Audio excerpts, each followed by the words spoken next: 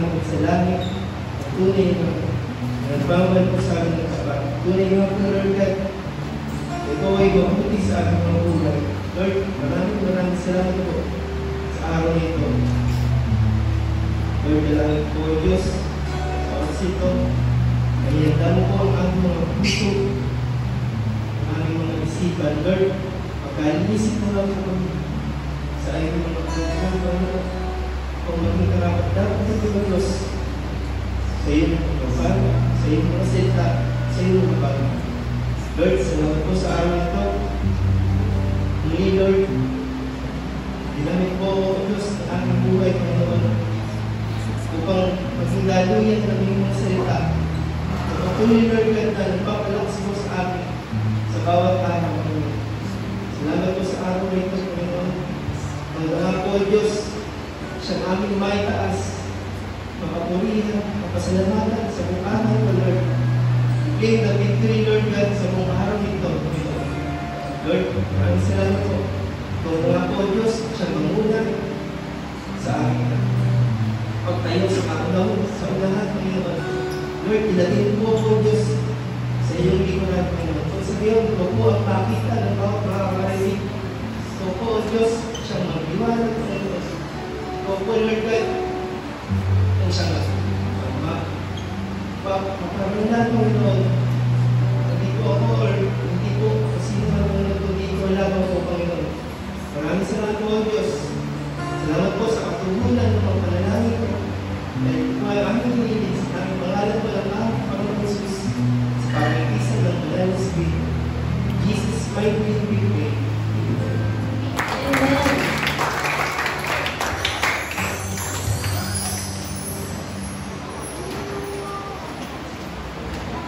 Good morning po sa lahat, and happy Father's Day po sa lahat po ng Ama.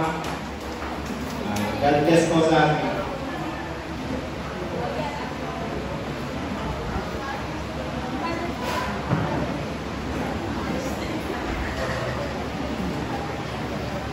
Wala sa lahat, thank you po sa Lord. Hindi ako'y nakatayo po sa lahat para ma-share po ang mensaheng binigay sa akin ng Lord. Mula pa kahapon, ng kagabi. Sa totoo lang, hindi po talaga ako makapag-isip ng mga nakarang araw. Actually, kagabi ko lang ako nagawa ng devotion after ng work. And praise God at binigay niya sa akin na maayos ang mga words na share ko ngayon. Samayin niyo po ako sa Acts 5:17 to 32 po.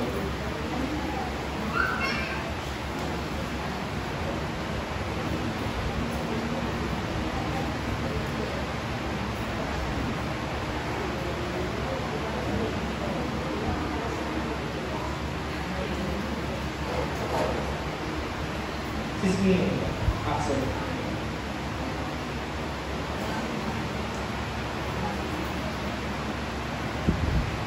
Sabahin ko, ang pag-uusig sa mga apostol ay higit sa mga apostol ang pinakapunong pari at ang mga kasamahan niyang Saduceo. Kaya tumilos sila, dinakit nila ang mga apostol at itinilanggo. Ngunit kinagabi ay binuksan ng isang anghel ng Panginoon ang bilangguan at inilabas ang mga apostol. Sinabi ito sa kanila, pumunta kayo sa templo, ipahayag sa tao ang buong mensahe tungkol sa bagong pamumuhay na ito. Kaya nang umagala, pumasok sa templo ang mga apostol at nagturo sa mga tao.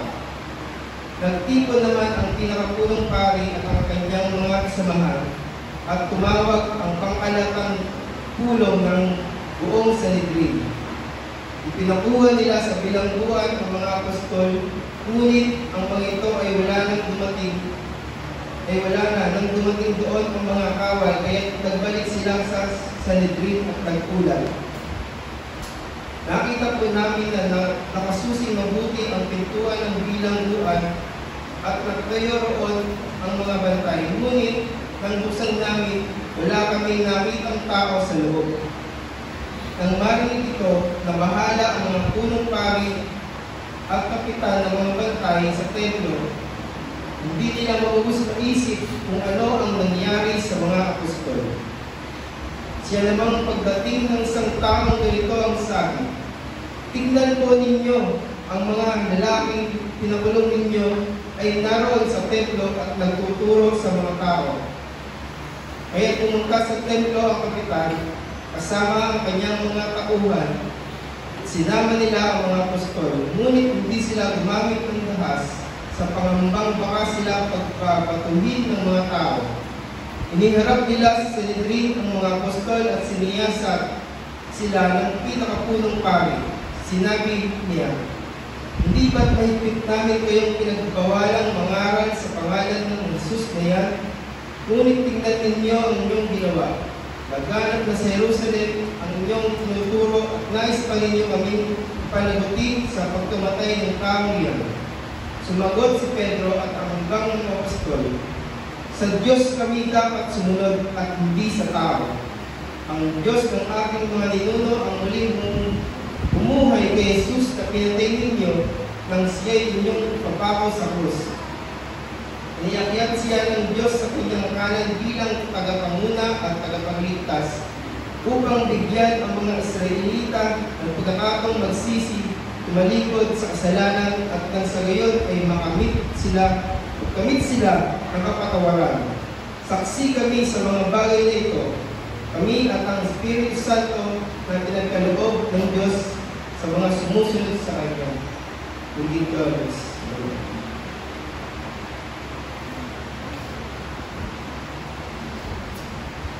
ang devotion po ngayon ay pinamagatang "Keep Going, God is with us."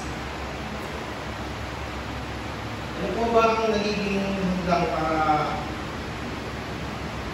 hindi tayo makapagpatuloy sa Panginoon? Ito ay parang isang kulungan sa ating buhay. Ito ba'y trabaho, doubt, or mga situation na may hirap sa ating buhay? Ang unang point po is divine intervention. That vision can be stopped by human authority. Challenging para sa atin yung trabaho, di ba?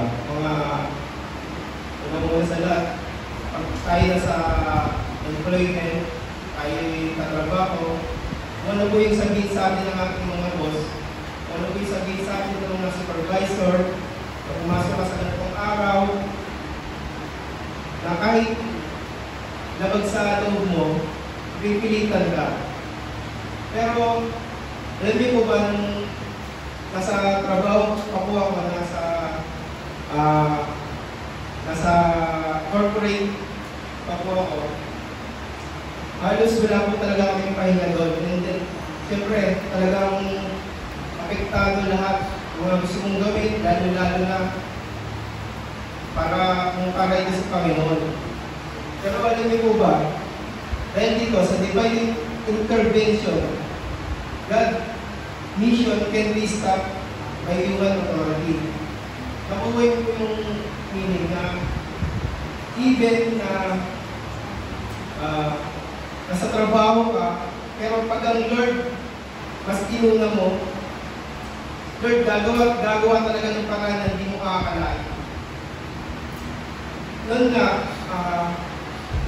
talagang Monday to Sunday, may pasok po talaga kami. Then, sabi ko, nagtatry talaga ako magpaalam ng Sunday para sa Lord. Kasi talagang, nung nakamilala ko sa Lord, way back, September 27, 2018, nakakilala ako sa Lord. Doon nagsimula po yung pagsik ko sa Kanya, yung puso ko talagang lagi siyang hinahanap. Hindi ko may paliwanag, pero nandun palagi yung pagsik ko sa Kanya na kahit anong mangyari, maglilingkod at sasamba ko sa iyo. Then, dahil nasa corporate na ako, nasa trabaho ko ako, talagang pinipilit ko talaga kami pumasok ng Sunday. And sabi nila, kailangan ka sa production, hindi pa kompleto, hindi pa kaya yung mga pinoproduce po namin ng mga product. By the way, dati ko ako nagtrabaho sa Universal Robina. Kaya alam niyo po, mga chicheria, kailangan ng mga tao na ng pagkain. Pero hindi po talaga naging hadlang yun para makapagpatuloy ko sa Lord. Then, one time, kinausap ko ng supervisor ko, then winarningan po ako. So, pwede daw akong pabigyan ng showcos, pag di daw po napasok na ganitong araw, which is, alam ko naman natin na yung Sunday, talagang rest day ko talaga ng mga tao. And ginawa ko talaga ang Sunday para sa unang-una sa Lord.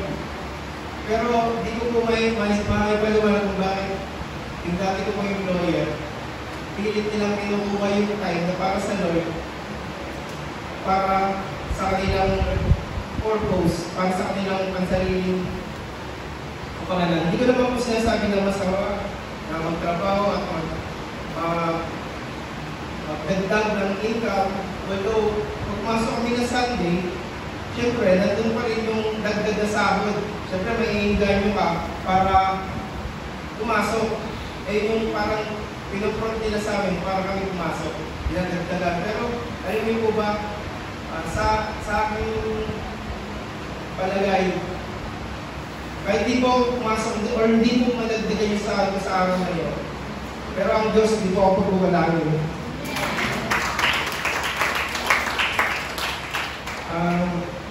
Yun nga po, dapat di po maging hadlang kung ano po yung pinagdadaanan natin ngayon. Di po maging hadlang kung ano po yung mga pinapagawa sa atin ng mundo. Halimbawa naman po, yung takot natin. Yung takot para hindi tayo makapag-share ng words sa ibang tao, na may pagkakataon. Naka-experience po ko one time. Nakuha po kayo dalang kain po. Then, nung nasa pila na po ako, may nakasabay po ako ng mag-ama na yung bata talagang dumadaan sa matinding karamdaman, nasakit po siya, and then na-operan po siya sa utak. Then 5 years old lang po siya, alas kasi ginag lang po niya din siya. Then sabi ko, yung si Lord talaga, pag talagang kailangan ipag-pray yung isang tao, talagang gagamitin na yan. Hindi ko dalawang isip na lumapit din po sa matama ko. Then sabi ko pa sa kanila, wala pong posible sa Diyos. Then, yun, napangiti yung tatay, at alam ko po, nagkaroon po siya ng pag-asa, pinag-pray po sila. Kahit sobrang maikli lang po na pray. Yun po, dapat, ano man po yung sitwasyon natin, anumang lugar o saan ka mo po makarating, hindi po dapat maghadlangan yun para i-share mo sa ibang tao yung tunay na pag-ibig, tunay na pag-asa para sa lahat na nagmumula lang po sa ating Diyos. Then yun ang number 2 po na points ay obedience and courage. The apostle don't hesitate to risk their lives to spread the gospel. Dito po napakalinaw na hindi po sila nagdalawang isip yung mga apostol. Bagamat nakulong po sila hindi dahil sa hindi pagsunod sa law ng mga sa law nila ng mga Hudyo, hindi yung obedience nila dahil nakikita ng mga Saduceo na talagang nakakabuo sila ng parang isang grupo na parang feeling nila na magiging lang ito sa pansarili nilang kagustuhan. Hindi po sila nagdalawang isip. May kwento lang po. One time, nagkaroon parang kung isang ka-cell po namin nila Brother Aris, nag-request po. Nakakilala na siya sa Lord, pero parang naghahanap pa sila na gusto lang magkaroon ng Bible study sa bahay nila. At unang-una, gusto lang mag-pray yung isang anak niya na may karamdaman. Then, di gano'n, nag-set up na kami ng isang Bible study sa bahay nila sa City Homes, na parang squatter area po siya. Hindi ko na pumatandaan kung ano pong lugar yun, pero squatter area po siya na talagang pag pumasok ako, parang matatakot ka kasi talagang kakabahan ka kasi pagpasok ko pa lang, doon na yung mga tambay, yung mga nag-iinuman. Kumbaga, hindi mo iisipin na parang hindi yata safe dito Kasi parang pagpasok nito, baka mamaya, paglabas namin, bulan na yung PS ng utang namin. Hindi naman po sa binababa ko yung lugar na yun, hindi parang, alam niyo po yung araw-araw po namin nakikita sa TV man or sa yung mga squatters area na talagang makikita mo po sa kanila na parang wala talaga silang Diyos, na parang nabubuhay lamang sila para makaraos sa araw-araw. And parang nandun na lahat, nakikita mo. Kasi physically, nakikita po natin na umagang-umaga may mga nagiinom na, may mga nagsusugal. And napaisip ko kami, ilang brother Aris, sabi po namin, walang makakanta sa Lord. The Lord will protect us. Yun po, ay po lagi natin isipin na kahit ano pa yan, ang malaga, sumusunod tayo sa Panginoong Diyos. Kung ano po yung mission na binigay po sa atin, kahit anong lugar po po yan, mapapangit man, mapamaganda man, or ano mo parang delikado para sa akin. Pero sabi nga ng Lord, kung gagawin natin ng mga bagay na ito, kahit ito pahawak natin, si Lord nag-glorify natin sa ating buhay. Ayun po ang napakalaga sa lahat. At ayun po ang gusto ng Diyos, yung obedience natin na kahit ano pong sitwasyon, siyempre, si Lord hindi tayo makakayaan. Sabi nga, trust in Him, trust God. And then, lastly, sa aking third points,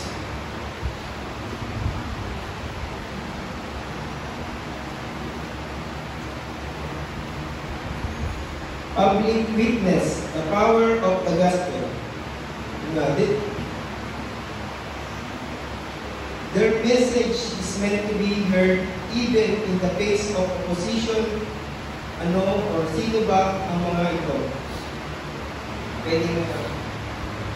Pwede ngayon lang po, trabaho, pwede ang pamilya natin, mga kaibigan, mga kasama sa trabaho.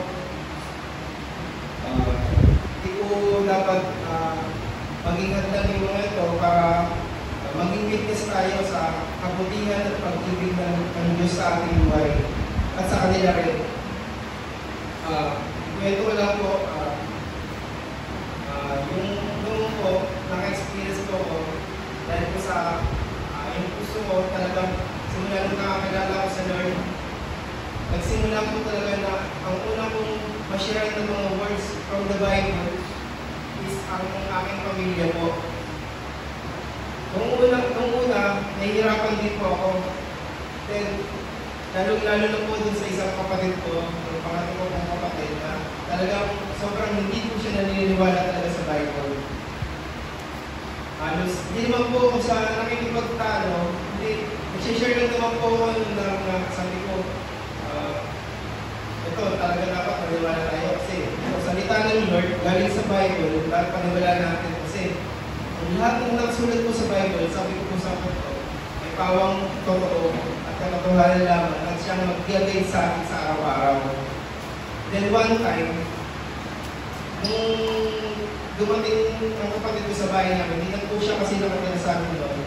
Sabi ko siya, dumalo po siya, nagkataon na nakapag-usapan namin yung about sa Bible, about the Lord Jesus. Dahil pagpasok niya, may sinabi po siya sa akin. Sabi nga, hindi naman ako naniniwala niya. Kasi gawa lang ng tao yan. Sabi ko. Napaisip din po ako. Hindi, siyempre, bago pa lang ako wala ng palataya. At least, oo nga, no? Gawa lang ng tao. Pero, alam mo, napakabuti po ng Lord. Dahil binigay niya sa akin yung Tamang sagot, sabi ko, ikaw ba, itong bang Bible, di ba, ginawa ng tao, expecting mo na ito ay para sa tao, hindi para sa baboy. Then sabi ko, ginawa ko ito para sa atin, hindi ko para sa hindi nakakuna kasi yung mga tao, mahal ng Diyos eh. Kaya ginawa kong Bible para sa atin, para tayo maligtas. Sabi ko po sa ko, hindi ko po na matandaan, pero humaba po yung conversation namin hanggang sa mamuwi sa uwi na ako. Sabi ko, nakabalik ko. Parang nainis siya. Then, praise God, one time, yung kapatid ko, nagkaroon ng malaking problema sa pamilya. Sa asawa niya, sa karir niya. Then, I keep praying for him na ito yung way na makakakilala siya sa Lord. Then, praise God, glory to God, ito nga po yung naging daan para makakilala siya sa Lord. Nung nagkaroon siya ng problema sa kanyang pamilya, sa kanyang asawa, kasi yung asawa niya, nagkaroon ng, ano po ba tawag, nagkaroon ng third parties.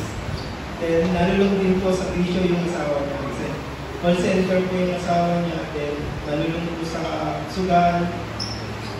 Nagkakautang-utang po yung kapit ko. Hanggang sa mauwi po na sila yung magkahimalay. May benta po yung kotse na pinatipunan po niya. Siya po talaga yung nagpupuno. Parang napakasakit po talaga sa kapatid ko yun. Hindi ko rin po kami tumigil na mag-pray po sa kapatid ko. Uuwi po siya sa amin. Umuwi po siya sa amin sa tuwing ko. Araw-araw lasing. Halos minsan nakakaligtan na bukas lagi yung kotse, nagpupulot ko. Nakakawa po talaga siya. Nakikita na lang po ng tiyahin ko na tulog yung kapatid ko sa kotse sa sobrang kalasingan. Puti ko nga po. Salamat sa Diyos, nakakauwi ko po siya ng maayos. Nakikita lang po ng tita ko na tulog po sa kotse, bukas ang kotse. Yun po yung naging buhay niya. Simula po nagkaroon siya ng problema. Then, sobrang pasalamat po ako sa Lord. Glory to God talaga. Yung kapatid ko, pinalo ng Lord. Then, nakakilala siya ng isang babae, isang Christian. Although as niyasama pa siya, di pa po sila sa hiwalay, pero alam niyo po, ang Lord, yung talagang paraan niya para makakilala yung pamilya mo, nakaka-amaze, para hindi mo maipaliwanag. Nagkataon na yung babae na to, Christian, yun, doon na po nagsimula lahat. And then one time, nakikita ko, sinasama niya sa pagsisimba. Yun. One time, nagkausap kami ng masinsin ng kapatid ko, pinalikan namin yung mga nakaraan. Nakatanggap daw siya sa Lord. Then, sabi ng kapatid ko, Kuya, naalala mo kayo.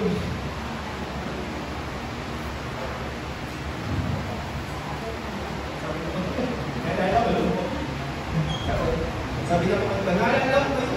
Pinagtatalunan natin.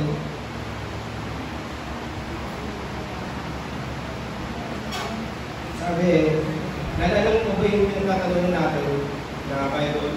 Kuya, totoo nga po pala talaga ang Bible. Totoo po talaga yung salita ng Diyos. Hindi na po nagsimula ang lahat. Simula po nakakilala sa Lord, hindi namin ng tao. Para hindi man po ako inatala sa kanya sa church. Para makapakainin ng mga salita ng Diyos. Hindi namin po siyang tao para makakilala siya ng tunay. Sa tunay ng pag-ibig, sa tunay ng plano ng Diyos para sa kanya. Then yung kapatid ko, nasa Canada na po ngayon. Maayos ang buhay, maayos ang trabaho. Although may mga struggles din, hindi naman po talaga mawala ang struggles kahit mag-Christian ka. ang mahalaga po talaga, yung pamilya natin nakakilala sa Lord. And then, ayun na po yung simula. And I pray na yung bunso ko naman po ng kapatid, ang makakilala sa Lord. Siya na lang po. Hindi pa. And katulad po ng kapatid ko na yan, nakakilala sa Lord, hindi ko pinigilan sa prayer. Then, pinanay ko po, nakatanggap na lang kay Lord. Although yung tatay ko, namatay na po. Pero before po siya namatay, 3 months po siya nakaratay sa higaan. 3 months po siyang nakikinig sa mga word of God. Naglagay po yung sinasabi ko nga po na nagtala ng sa kapatid ko sa church, yung babaeng Christian na nagka-idea siya na everyday may radyo, na puro word of God lang ang nakapakinggan ng tatay ko habang nakaratay. Kasi alam po namin na talagang hindi lang po siya talagang magtatagal sa kalagayan niya. Although walang posible sa Diyos, pero walang posible sa Diyos talaga. Even if namatay yung tatay ko, even if nabuhay siya nang hindi nakakilala sa Diyos, all through his life po, hindi po siya nakakilala sa Diyos, nakipagtalo pa nga po sa akin. Then talaga si Lord, buong pamilya natin maliligtas pag tayo niligtas niya, pag tayo tumanggap sa Lord. And then, yun nga po, 3 months po, nakaratay ang tatay ko. 3 months, hindi ko siya nakikinig. At alam ko po, ng tatay ko po ay nakahingi ng tawad, tinatanggap po namin siya sa Lord 1 week before. Although nakatanggap na po siya 2018, kasi din tinatanggap po namin po rin siya kung nakaratay na po siya 1 week before the died po. Praise God po, at alam po sa piling na po ng Lord ang tatay po. Ito ang kalagaman po sa atin bilang Kristiyano. Kung tayo po ay patuloy na susunod sa Panginoon, patuloy po ng kahit ano pong hadlang, trabaho man yan, struggle sa buhay, kung tayo po magpapatuloy, tutulungan tayo ng Diyos. Sabi nga, keep going, God is with us. Amen po ba?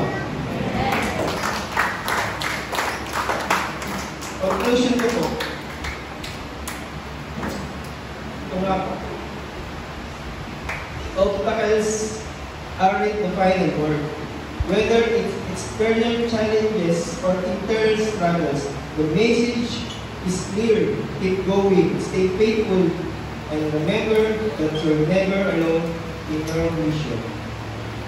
Ito ay isang paalala na ang plano ng Diyos ay hindi mapipigilan ng tao sa ating buhay. Maaaring makakalas tayo ng mga pagsubok, hadlang o pangamba na tila may pipil sa ating layunin para makasunod sa Diyos. Ngunit tulad ng ginawa ng Diyos sa mga apostol, may paraan siya upang buksan ang mga pintuan na tila sarado. Challenge po dito. Challenge us to ask, what would I do if I were in their sandals? Would I speak up again knowing the risk?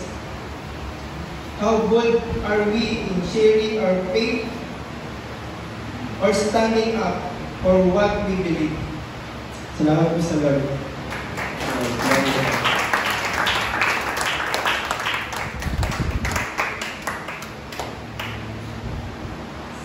Amen po. Ngayon, pinag-usapan po natin dito ay yung buhay po ng mga apostol. Dahil yung share ni Brother Rex, sabi nga niya na walang nakakapigil sa pag-share ng Word of God. So kahit na yung mga apostol po ay dumadaan, araw-araw dumadaan po sila sa mga pagsubok, maraming mahadlang para hindi ma-share yung Word of God. Pero yung mga apostol, walang makapigil sa kanila kasi tinutulungan sila ng Panginoong Diyos. Parang tayo po, wala po tayo dito yun, sa atin nila, i-share po tayo ng Word of God sa ibang tao. Kahit po tayo ay may mga pinagdadaanan sa ating buhay, hindi po nawawala yung ngiti sa atin, di ba? Nakapag-share tayo ng Word of God, nakapag-aral tayo, nandun pa rin yung ngiti natin. Kasi gusto natin makita ng mga sinashare natin na kahit dumadaan tayo sa pagsubok, namin yung Panginoon, yung Diyos na gumagabay sa atin. Kunti lang po itong iadagdag ko. Bakit nga po kaya gano'n? No? Bakit kaya yung mga apostol dati, kahit sila kinukulong na, kahit pinapahirapan, sinasaktan, nandun pa rin yung pagpupursige nila na ma-share ang salita ng Diyos sa mga tao. So nandiyan sinasaktan na sila dyan pinukulong. Kung nabasa niyo po yung Acts, hinahampas pa po sila dyan, hinahataw sa likod. Kapag po nakuhuli sila ng nag-share ng Word of God, pinapakusahan pa po sila. Pero nandun pa rin yung willingness nila, talagang hindi sila mapigilan. Isa po yung nakita ko dyan sa verse 34. Meron dyan, sa verse 34, meron binanggit po dyan na ang pangalan ay Gamaliel.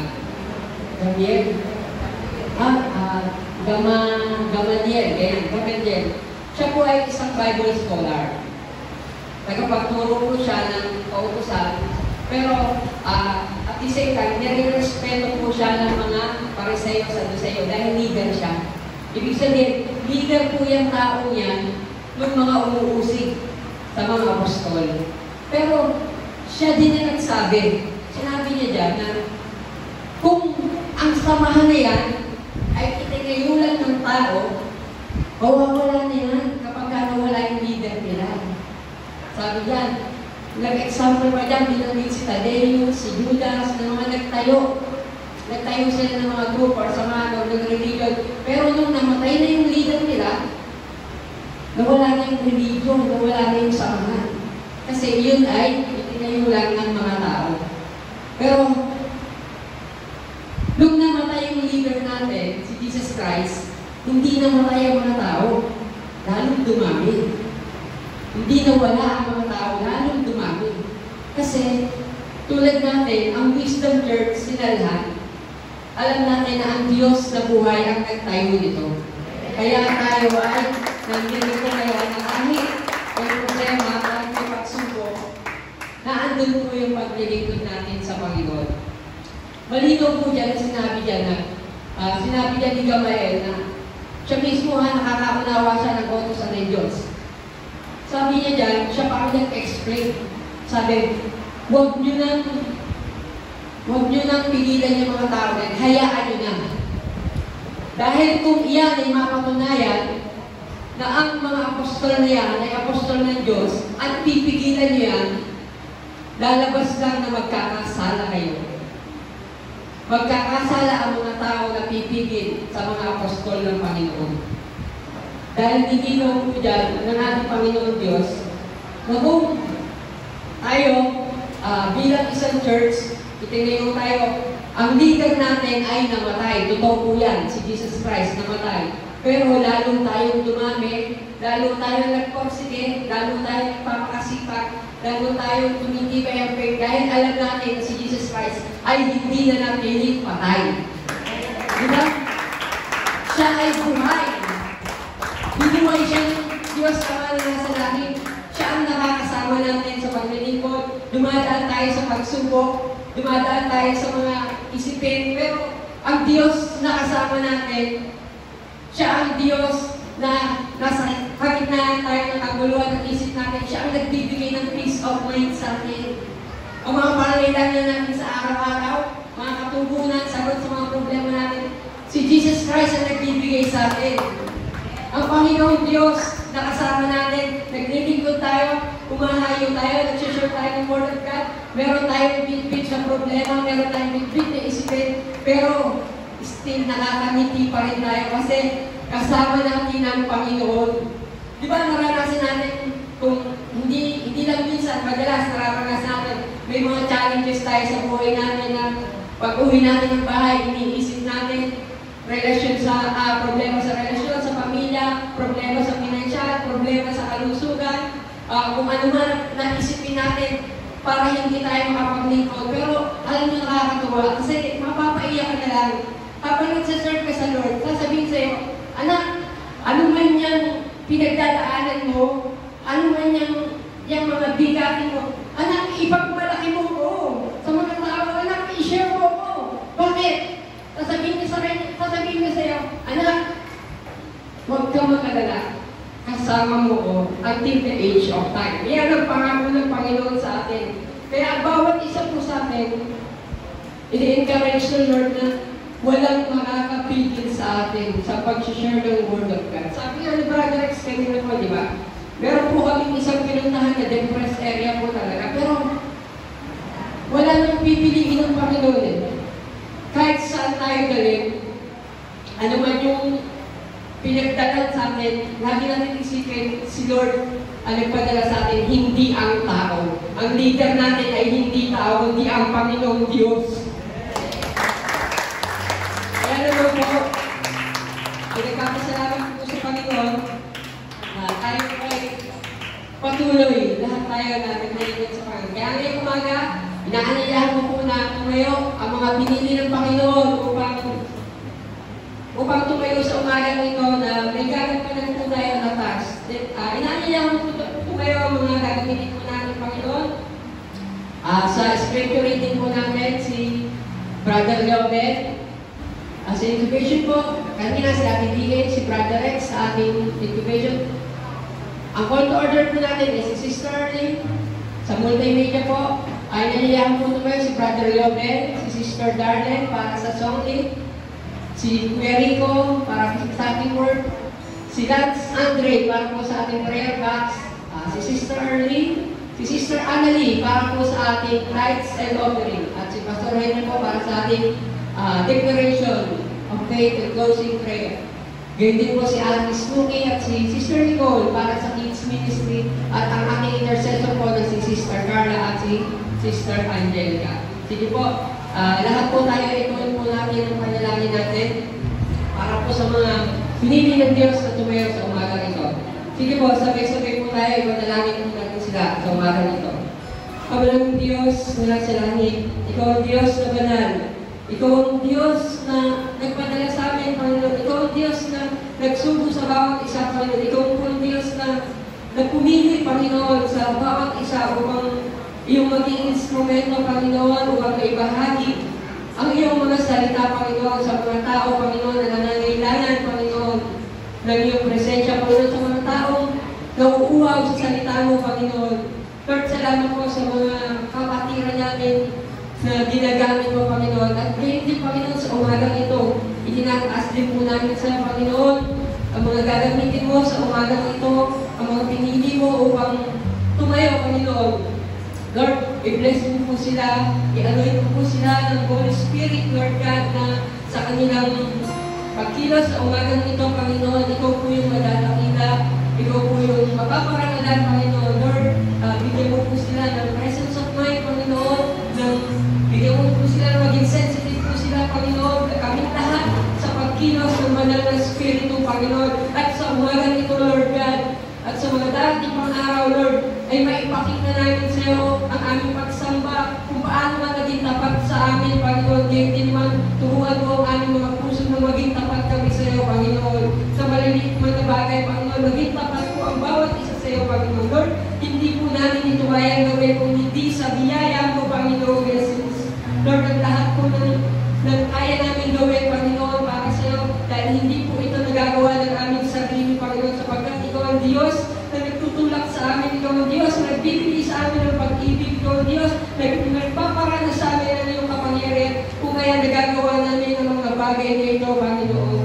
Ama, salamat po sa gagamitin mo rin po na mensahero sa umagang ito, Panginoon. Lord, nilalapit po namin sa iyo, sigihan ito, Panginoon, sinataas po namin. Lord, ikaw po yung magpuspos sa kanya ng banal na Espiritu. Hayaan mo, Panginoon, na gamitin mo po ang aming kapatid, Lord God, na lahat ng lalabas sa kanyang mga labi, Panginoon.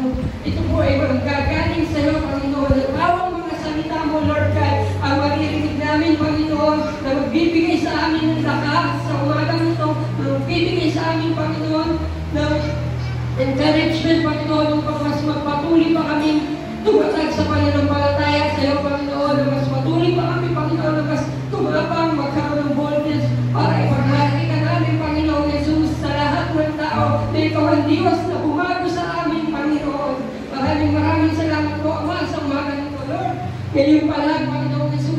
Ipinagpapasalamat na namin ang gawain ito sapagkat alam ko, Panginoon, ito ay pinagtagumpay mo na, Panginoon, at maraming makikinabang, Panginoon, sa salita na nagmumula sa iyo, Panginoon. Maraming patay na asuka sa aming buhay. Ang mabubuhay na yung buhay, Panginoon, ang magdarating, Panginoon, sapagkat alam namin, ikaw ang Diyos na aming sinasamba dahil ikaw ay buhay, hindi ka na nakinis sa patay. Maraming salamat po, Ama. Salamat sa mga kapatid. Salamat po, Banal na Espiritu. Lord, we claim the victory because we ask all this in Jesus' name. Salamat po, Panginoon. Ito po ang aming sama-samang panalangin sa mga kapangyarihan pangalan ni Jesus at sa kapangyarihan ng Banal na Espiritu. Lahat po tayo magsabi ng Amen.